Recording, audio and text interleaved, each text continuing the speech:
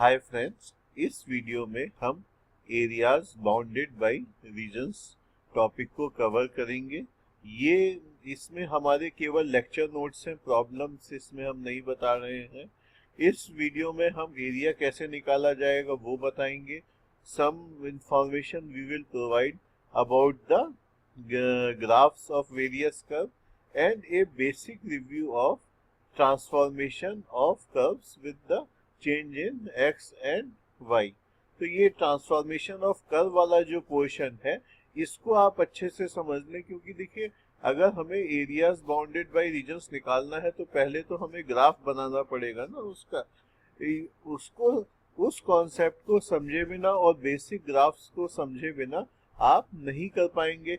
बाकी ग्राफ हम आपको आगे वाले लेक्चर्स में बताएंगे, तो उस समय भी इन कॉन्सेप्ट्स को बताएंगे। इस समय हम बहुत बेसिक चीज आपकी नॉलेज में लेके आ रहे हैं।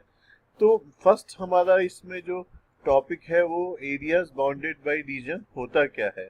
तो areas bounded by region is nothing but areas bounded by a continuous curve with certain limit is known as the area of that curve. अब अगर ये हमारा कर्व है, इसमें ये हमारा कर्व है, तो ये y is equal to f x curve है।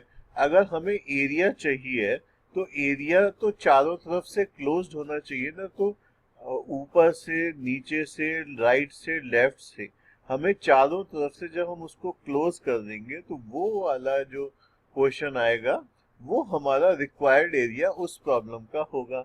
अब इस वाले केस में हमारा क्या है, इस वाले केस में y is equal to f x हमारा कर्व है, लेकिन ये तो हमारी एक साइड हुई ना, ये y is equal to f x जो है ये हमारी एक साइड हुई।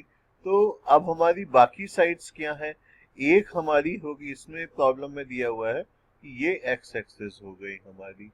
फिर हमारी तीसरी साइड कौन सी है, तीसरी साइड हमारी x is equal to a ये वाली हो गई, और राइट साइड बची तो वो हमारी x is equal to b वाली हो गई। तो ये फोर साइड से कवर्ड है। तो अब इसका एरिया हमारा क्या होगा, इस तरह की प्रॉब्लम में हम क्या करते हैं, एक छोटी सी स्ट्रिप हमने ले ली, ये इतनी छोटी है क्योंकि ये y is equal to f x का ग्राफ कंटिन्यूअस है, तो इसमें कहीं कोई ब्रेक नहीं है। तो हम एक छोटी सी स्ट्रिप ऐसी ले सकते हैं कि मतलब जिसके लेफ्ट साइड में जो y की वैल्यू है और राइट साइड में y की वैल्यू है वो मोर और लेस सेम है। आप देखिए इस पॉइंट पे और इस पॉइंट पे y की वैल्यू ऑलमोस्ट सेम है। तो इस वाली स्ट्रिप का एरिया क्या हो गया, इस वाली स्ट्रिप का एरिया हो गया y, वो हमारा सेम है पूरे उसमें, और ये वाला जो ये वर्टिकल वाला और ये वाला डिस्टेंस हमारा कितना हो गया, ये हमारा डिस्टेंस हो गया dx। तो ये वाला जो हमारा छोटा सा एरिया बना ये हमारा हो गया y dx। अब ऐसे एरियाज हमारे कहां से कहां तक हैं, x is equal to a से x is equal to b के बीच में है, तो उनका जब हम सम करके और dx को टेंड्स टू जीरो कराएंगे तो ये हमने थ्योरी में डिटेल में एनसीईआरटी में पढ़ा है, अभी तो हम केवल रिवाइज करा रहे हैं कि इसका जो एरिया है वो हमारा क्या होगा, y dx a to b। तो इसमें अब हमारे क्या क्या पॉइंट्स को ध्यान रखना है कि हमें चारों बाउंड्रीज को ध्यान रखना है, और चारों बाउंड्रीज में हमारा सेम होना चाहिए। मान लीजिए ये वाला कर्व यहाँ से यहाँ तक आया और उसके बाद ये वाला जो कर्व है वो मैं आपको दूसरे ढंग से बताऊंगा, लेकिन अभी ये समझ लें कि ये हमारी फोर बाउंड्रीज में ये पूरे जो हम जिस एरिया में ये निकाल रहे हैं, इंटीग्रेट कर रहे हैं, उसमें चारों तरफ यही होना चाहिए। मतलब नीचे हमारा यही वाला पॉइंट कर्व होना चाहिए, ऊपर हमारा यही कर्व होना चाहिए। अगर हमारा कर्व ये है कोई और दूसरा हमें दो कर्व्स के बीच का निकालना है, और किस पॉइंट के भी, ये हमारी एक्स एक्सिस है और ये वाई एक्सिस है, ये एक्स एक्सिस है हमारी, तो हमें किसके बीच में निकालना है, अगर इस पॉइंट से इस पॉइंट के बीच में निकालना है, ये वाला लाइन और ये लाइन के बीच में निकालना है। ये x is equal to a है, ये हमारा x is equal to b है, इन दोनों के बीच निकालना है। तो अगर हम ये वाली वो करेंगे तो इसका नीचे ये है और ऊपर हमारा ये वाला कर्व है। लेकिन यहाँ पर उल्टा हो गया, यहाँ पर ये वाला कर्व ऊपर हो गया और यहाँ पर नीचे कर्व हो गया। तो ऐसे जहां जहां चेंज होते हैं ये ऊपर और नीचे वाले कर्व, वहां वहां एरिया के लिए हम सेपरेट निकालेंगे। तो हम एक एरिया इस वाले पॉइंट और इस वाले पॉइंट का बीच का निकालेंगे, और एक एरिया हम इस वाले पॉइंट का और इस वाले पॉइंट का निकालेंगे। तो और उन दोनों एरियाज को ऐड कर देंगे, हमारा काम हो गया। तो ये हमारा, इसमें हम बेसिक कॉन्सेप्ट्स बता रहे हैं इस वीडियो में, आपको ट्रिक्स नहीं बता रहे हैं कि वो कैसे इनको यूज करना है, क्योंकि वो वाली ट्रिक्स जो है हम अगला जो ट्रिक्स वाला लेक्चर है उसमें आपको एक्सप्लेन करेंगे, तब हम ज्यादा डिटेल में इस चीज को बताएंगे। अगर हमारा कर्व इस तरह से है और हमें x is equal to f5y के फॉर्म में है, और हमें बोला गया है y is equal to c से y is equal to d के फॉर्म में हमें निकालना है, तो उसमें x और y को रिप्लेस कर देंगे और हमारा काम क्या हो जाएगा। इसमें क्या होगा, x हमारा एरिया, इसमें क्या होगा, इसमें हमारा एरिया होगा x dy, और x हमारा, ये जो y हमारा कहाँ से कहाँ तक वेरी कर रहा है, c टू d। तो ये वाला हो गया। इसमें जो हमारी स्ट्रिप होगी वो ये वाली हो जाएगी। ठीक है। अब हमारा जो नेक्स्ट है वो है कि अगर ऊपर भी कर्व हो और नीचे भी कर्व हो, हमारा ये ऊपर वाला, ये ऊपर भी कर्व है और नीचे भी कर्व है, और जो पॉइंट ऑफ इंटरसेक्शन है उनके बीच में निकालना है। तो इसका हमारा एरिया क्या होगा, हमारी स्ट्रिप क्या हुई इस वाले केस में, इसमें हमारी स्ट्रिप हुई ये वाली। तो ये हमारी स्ट्रिप ऊपर इस वाले कर्व पे आ रही है और नीचे इस वाले कर्व पर आ रही है। तो इस वाले की इक्वेशन हमारी अगर निकालना है तो हमारी इक्वेशन क्या होगी, एफ एक्स माइनस जी एक्स, और ये पूरा multiplied by D x, and x कहां से कहां तक वेरी कर रहा है, ए टू बी। तो ए बी, तो फोर वॉल्स हमारी क्या क्या हो गई हमारी, इसमें एक ऊपर वाली ये हो गई, नीचे वाली ये हो गई, लेफ्ट वाली ये हमारी वॉल है और ये वॉल है। तो ये वाला एरिया हमारा area under the curve, area bounded by these two curves, ये हो गया हमारा। अब हमारा जो नेक्स्ट है इसमें वो ये इस तरह का है, तो ये वही वर्टिकल वाला हो गया कि हमारा एफ वाई माइनस जी वाई और डी एक्स डी वाई, और y हमारा सी टू डी वाला। तो ये चारों केस हमने आपको बता दिए, ये बिल्कुल बेसिक्स है। अभी इसकी और जो ट्रिक्स है और कैसे डिफरेंट डिफरेंट कर्व्स हैं कि एक तरफ कर्व है एक तरफ लाइन है और डिफरेंट चीजें हैं, वो हम आपको ट्रिक्स वाले लेक्चर में एग्जाम्पल से एक्सप्लेन करेंगे। अब हमारा क्या है, नेक्स्ट पॉइंट क्या है कि कुछ स्टैंडर्ड कर्व्स हम डिस्कस कर लेते हैं। तो इसमें सबसे इंपॉर्टेंट जो और सबसे पहला कर्व हमारा आता है वो आता है e to the power x का। तो e to the power x वाला जो कर्व है उसकी शेप हमारी क्या होती है, ये हमारी शेप है, ये एक्सपोनेंशियल कर्व है। अब आपको ये लग रहा होगा कि शायद ये यहीं पे किसी पॉइंट पे जाके इनफाइनाइट हो जाए, लेकिन इसमें even though it is increasing exponentially, but अब मैं इसकी जो फाइनल पॉइंट्स बता रहा हूँ आपको कि ये x is equal to infinite पे ही इसकी वैल्यू इनफाइनाइट होगी, प्लस इनफाइनाइट हमारी जो है। और अगर x हमारा माइनस इनफाइनाइट है तो इसकी वैल्यू कितनी हो जाएगी, x is equal to minus infinite पे y की वैल्यू हमारी 0 हो जाएगी, क्योंकि e to the power minus infinite हो गया, 1 upon e to the power infinite हो गया, तो ये हमारा 0 हो गया।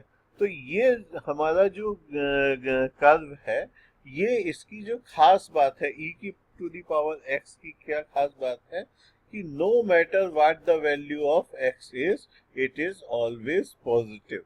तो इस जो हमारी इसमें भी हमें कहीं जरूरत पड़ सकती है, लेकिन इस प्रॉपर्टी के ऊपर बहुत क्वेश्चंस एग्जाम में आते हैं डिफरेंट डिफरेंट टॉपिक्स पे, जहाँ पे एक्सपोनेंशियल कर्व की इस प्रॉपर्टी का यूज होता है कि ये हमारा y is equal to e to the power x पर ये हमारा कर्व, इट इज y की वैल्यू हमेशा पॉजिटिव होती है। अब अगर हम y x की एक हम y is equal to e to the power minus x का ग्राफ बनाए तो ये ग्राफ क्या होगा, क्योंकि इसमें x की जगह हमने माइनस x रख दिया, तो ये वाला ग्राफ हमारा ये वाला जो ग्राफ है ये इस ग्राफ की मिरर इमेज होगा। अगर हम इस ग्राफ को इसी पर बनाएं और मेरी ड्राइंग को आप इग्नोर कर दें तो ये वाला ग्राफ हमारा इस तरह से आएगा। तो ये वाला जो पोर्शन है वो इस वाले पोर्शन की मिरर इमेज है और ये वाला जो पोर्शन है वो इस वाले मिरर इमेज की इस वाले पोर्शन की मिरर इमेज है ये वाला हमारा। तो फाइनल रन में हमारी क्या क्या तीन क्वालिटी निकल के आए y is equal to e to the power x वाले कर्व की। First, it is always positive at x is equal to minus infinity its value is 0 and at x is equal to plus infinity as x tends to plus infinity the value of y also tends to infinity। और ये केवल infinity पे होती है, ये इतना sharp curve है लेकिन फिर भी इंफिनिटी पे ही जाके इसकी वैल्यू इनफाइनाइट होती है। तो ये हमारा फर्स्ट कर्व हो गया एक्सपोनेंशियल कर्व। अब हमारा नेक्स्ट कर्व है लॉगरिथमिक कर्व। तो लॉगरिथमिक कर्व ये यहाँ पर नीचे वाला पोर्शन इसका कट गया है तो ये हमारा यहाँ तक ऐसा होता है।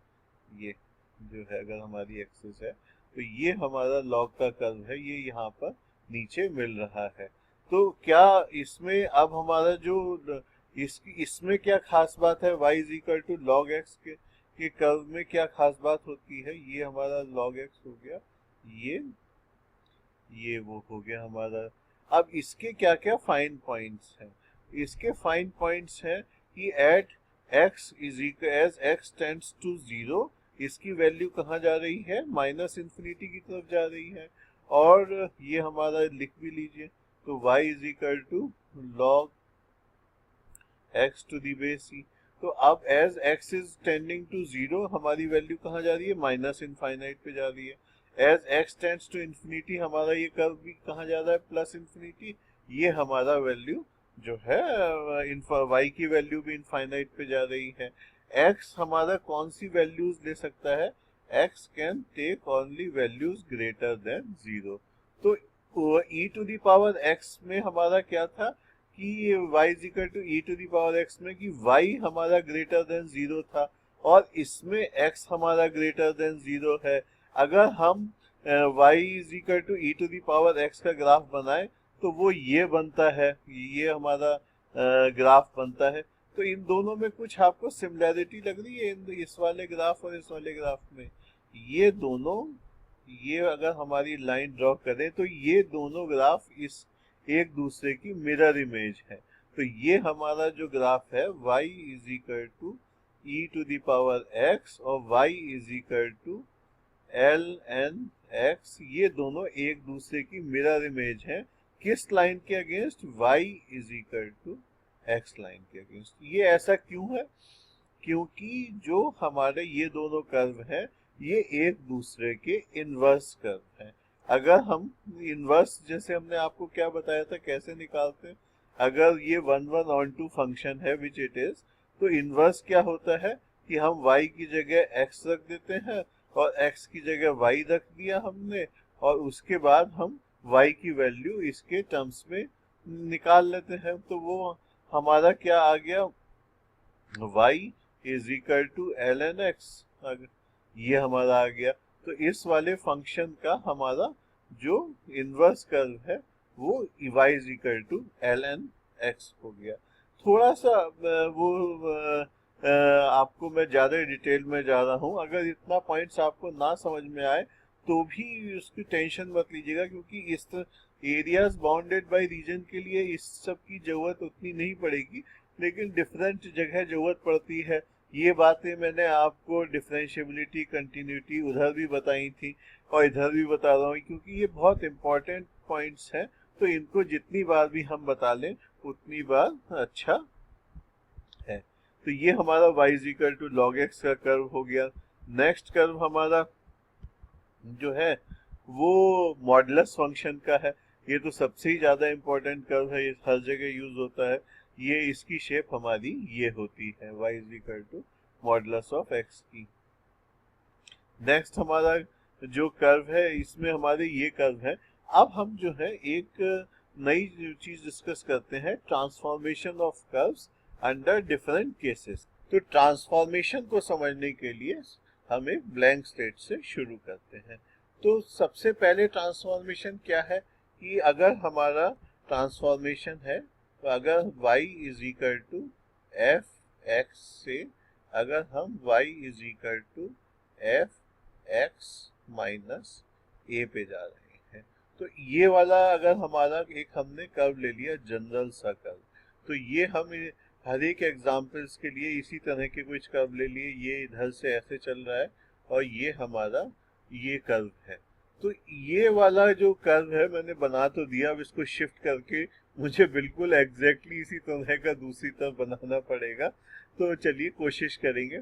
अब ये वाला जो कर्व है, जब x माइनस अगर हम एफ एक्स का कर्व है, ये y is equal to f x का कर्व, और x माइनस ए पे करेंगे तो हर पॉइंट जो है इसका a से शिफ्ट हो जाएगा, राइट साइड में शिफ्ट होगा। वो भी मैं अभी बताता हूँ। जैसे ये है तो ये वाला जो कर्व है तो ये राइट साइड में, ये अगर हमारा ये हो गया, अभी मैं कंसंट्रेट कर रहा हूँ कि इसको प्रॉपरली ड्रॉ कर सकूं। और फिर ये हमारा यहाँ तक आया और फिर ये हमारा इधर आया और ये आया, तो हर चीज शिफ्ट हो गई।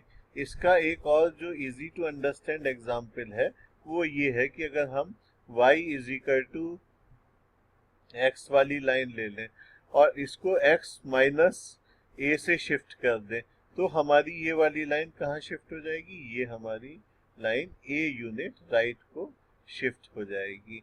अब अगर ये लाइन राइट को शिफ्ट हो रही है, अगर मैं ये इसलिए नहीं बताया कि आप y is equal to x minus a करेंगे तो आप कहेंगे कि भाई ये राइट को शिफ्ट हुआ है, तो आप इसको तो ऐसे भी लिख सकते हैं ना, y plus a is equal to x. इसलिए मैंने ये वाला एग्जाम्पल नहीं दिया। और इसका एक एग्जाम्पल देख लेते हैं कि अगर हमारा कर्व है y square is equal to x, तो ये हमारा y square is equal to x का पैराबोला हो गया। ये तो हम लोगों ने सबने देखा ही है। तो ये y square is equal to x का वो हो गया। अब अगर हमें y square is equal to x minus two का कर्व बनाना है, तो इसमें हर ये कर्व कहाँ शिफ्ट होगा? राइट डायरेक्शन में शिफ्ट हो जाएगा। तो अगला हमारा क्या आ गया? ये वाला कर्व आ गया। ये डिस्टेंस हमारा 2 यूनिट है, ये वाला जो है। तो हर पॉइंट हमारा इसका 2 यूनिट शिफ्ट हो गया और ये हमारा जो है बिल्कुल ये कर्व हर पॉइंट पर इस पॉइंट से 2 यूनिट राइट में है। तो ये तो हमारा हो गया अगर हम x से x माइनस टू की तरफ जाएं। तो अगर हमारा एफ एक्स से एफ एक्स माइनस टू पे जाते हैं तो राइट में शिफ्ट होते हैं। और y is equal to f x से अगर हम एफ एक्स प्लस टू पे जाएंगे तो हम लेफ्ट डायरेक्शन में शिफ्ट होते हैं।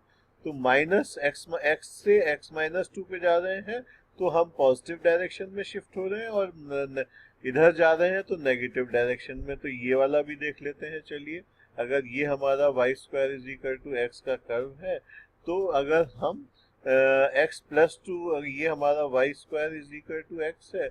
अब y square is equal to x plus two अगर हमें बनाना है तो हम किधर जाएंगे? इस वाले केस में हम लेफ्ट में जाएंगे। तो ये हमारा डिस्टेंस जो है, ये वाला जो डिस्टेंस है 2 यूनिट है, ये भी डिस्टेंस 2 यूनिट है, ये डिस्टेंस भी 2 यूनिट है। तो जब भी माइनस होता है तो हम इधर जाते हैं, जब भी प्लस होता है तो हम इधर जाते हैं। अब हमारा ये है कि ये तो एक्स एक्सिस में ट्रांसफॉर्मेशन हो गई। अब वाई वाली भी ट्रांसफॉर्मेशन देख लेते हैं कि भाई हमारा y is equal to f x है और इसको हम ट्रांसफॉर्म कर रहे हैं अगर y minus three is equal to f x पे कर रहे हैं। और एफ एक्स हम इसमें क्या मान लेते हैं? ये इस वाले केस में हम ले लेते हैं x square is equal to y वाला ग्राफ। समझने के लिए। तो x square is equal to y वाला ग्राफ हमारा क्या हुआ, ये हुआ। अगर हमने वाई इसको इससे ट्रांसफॉर्म कर दिया, x square y minus 3 is equal to x square पे हमने इसको ट्रांसफर कर दिया, तो हमारा ग्राफ क्या होगा, तो जैसे x से x में सब्ट्रैक्ट किया था तो राइट गया था, तो y वाले ग्राफ में ये हमारा ऊपर जाता है। ये सब आपको ग्राफ बनाने पड़ेंगे इस एरियाज बाउंडेड बाय रीजन में। तो ये जो बेसिक ट्रांसफॉर्मेशन है आप समझ लें, तभी आप उसकी प्रॉब्लम्स को कर पाएंगे, क्योंकि कहाँ कौन सा कर्व किसको कट कर रहा है वो इस चीज को समझे बिना आप नहीं कर पाएंगे। और अगर हमें बनाना है y plus 3 is equal to x square का ग्राफ, तो उसमें हम नीचे की डायरेक्शन में जाएंगे। तो माइनस में जब होता है y minus y two y minus 3 की, जब y टू वाई माइनस 3 है शिफ्टिंग, तो हम ऊपर जाएंगे, और y टू वाई प्लस 3 है तो हम यहाँ नीचे जाएंगे। जैसे x एक्सिस में x माइनस 3 था तो हम राइट में गए थे, और x प्लस 3 था तो हम लेफ्ट में गए थे। तो ये कॉन्सेप्ट आपको लिए समझना बहुत जरूरी है। अब नेक्स्ट चीज आती है कि अगर हम y is equal to f x से, अगर हम y is equal to f x f two x पे चले जाए, तो हमारा क्या होगा। तो जैसे ये अगर आप हमारा ये देखें graph, y square is equal to x और y square is equal to 2x and y square is equal to 4x, तो ये ग्राफ कैसे होंगे। ये हमारा y is equal to y square is equal to x का graph है, तो y square is equal to 2x का ग्राफ क्या होगा, शेप सेम रहेगी लेकिन ये थोड़ा चौड़ा हो जाएगा, ये हो गया। फिर y square is equal to 4x वाला ग्राफ, शेप यही रही, ये हमारा और बड़ा हो गया। तो इसमें हो क्या रहा है, अगर हाफ करेंगे तो ये वाले से ये वाले साइड में आएगा, और ये क्यों, आप देखिए ना वाई स्क्वायर, ये वाला जो हमारा डिस्टेंस होता है, अगर ये फोकस है तो ये वाला डिस्टेंस क्या होता है, ये 4a होता है। Y square is equal to 4ax में अगर इसको बड़ा कर देंगे तो ये डिस्टेंस बड़ा हो जाएगा। तो ये वाला केस इससे समझने के लिए हमारा बहुत ही अच्छा है। तो ये हमारा जो जब बड़ा हो गया तो यहाँ से यहाँ तक, और ये हमारा यहाँ से ये इतना बड़ा हो गया। तो इससे हमारी जो शेप है उस पर कोई फर्क नहीं पड़ता। और वैसे भी जो हमें पॉइंट ऑफ इंटरसेक्शन है वो तो सॉल्व करके ही निकालने पड़ते हैं ना, तो आप इसके जो मल्टीप्लायर्स हैं उनकी कभी चिंता मत करिएगा, आप शेप बना लीजिए, बाकी तो हम सॉल्व करके निकाल ही लेंगे। तो ये हमारी जो ट्रांसफॉर्मेशन है। अब आप क्या कर सकते हैं कि भाई y से y is equal to f x से आप हमने जो केस लिए हैं उस पे आप y is equal to f a x plus b, इस तरह की ये वाली ट्रांसफॉर्मेशन हमने कवर कर ली है कि जिसमें x मल्टीप्लाई भी हो रहा है और उसमें ऐड भी हो रहा है। तो अब एक और एग्जांपल मॉडुलस वाला ले लेते हैं, क्योंकि वो बहुत जगह यूज होता है। y is equal to modulus of x का कर्व क्या हो गया हमारा, ये हो गया y is equal to modulus of x। तो हमारा y is equal to modulus of x minus 1 का कर्व क्या होगा कि ये कहाँ किस डायरेक्शन में हमारा शिफ्ट होगा, राइट डायरेक्शन में 1 यूनिट शिफ्ट हो जाएगी। और x प्लस 1 का क्या हो गया, वो लेफ्ट डायरेक्शन में।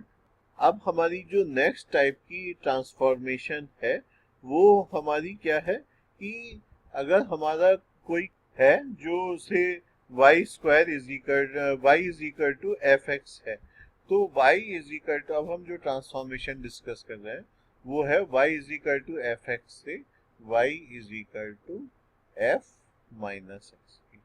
तो अगर हमारा कर्व है y square is equal to x और हम इसे शिफ्ट कर रहे हैं y square is equal to f minus x पर, तो हमारा क्या हो गया, y square is equal to minus x हो गया। तो ये हमारा ग्राफ क्या होगा, ये वाला ग्राफ हमारा कैसे बनेगा कि y square is equal to x का ये है, तो हमें पता है कि y square is equal to minus x का ये होता है। तो अगर एफ एक्स से एफ माइनस एक्स पे जाते हैं तो पूरे ग्राफ की हम मिरर इमेज ले लेते हैं वाई एक्सिस के अगेंस्ट। और हम इसका एक आध एग्जाम्पल और कंसीडर कर लेते हैं। अगर हमारा कर्व है y इज इक्वल टू से x और हम इसे शिफ्ट कर रहे हैं y is equal to minus x में, तो हमारा ये कर्व है y is equal to x का, ये हमारा y is equal to x का कर्व हो गया, स्ट्रेट लाइन है। Don't mind my incapability to draw straight lines. तो ये हमारा क्या होगा कि ये y एक्सिस के अगेंस्ट हमने इसकी मिरर इमेज ले ली।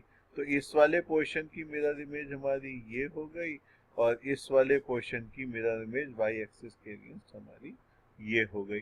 तो कहीं भी आपको कंफ्यूजन हो तो ये सिंपल ग्राफ, ये आपको पता ही है कि ये y is equal to x की लाइन ये होती है, y is equal to minus x का हमारा ये होता है।